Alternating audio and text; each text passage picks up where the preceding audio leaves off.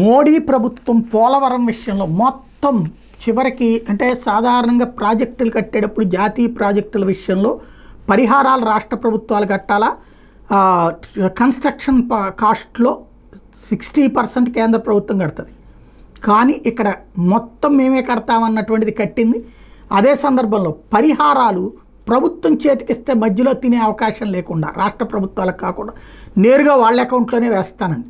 ఇప్పుడు అది ప్రారంభం కావడం అంటే 1000 కోట్ల రూపాయలు ఎట్ ఏ టైం వేసి పడేశారు ఒక్కసారిగా మోడీ సర్కారు. అంటే పోలవరం విషయంలో వాళ్ళు ఎంత కమిటెడ్గా ఉంది కేంద్ర ప్రభుత్వం అన్నది తెలుస్తుంది. దాదాపు 10,000 మంది నిర్వాసితుల ఖాతాల్లో వేలేరుపాడు, కుక్కనూరు మండలాల్లో 6,875 మందితో పాటు పోలవరం మండలంలో 157 మందికి, అల్లూరు జిల్లాలో 3,000 మందికి, గిరిజనులకి 7.11 లక్ష, గిరిజనేతలకు 6.36 లక్షల రూపాయలు చొప్పున వ్యక్తిగత పరిహారాలు ఇచ్చారు. అట్లాగే ఇళ్ళు, స్థలాలు, పొలాలకు నష్టపరిహారం, ప్రభుత్వ పునరావాసం వద్దని నిర్ణయించుకున్న వాళ్ళకి అదనంగా 2.85 లక్షల రూపాయలు, పునరావాస కాలనీల్లోని కాంట్రాక్టర్లకు పాత బకాయిలు చెల్లింపు, ఇలా అన్నీ కలిపి 1000 కోట్ల రూపాయలు రిలీజ్ చేసేసింది. అవన్నీ ఎవరికి వాళ్ళకి జమ అవ్వడం అన్నటువంటిది సంచలనం.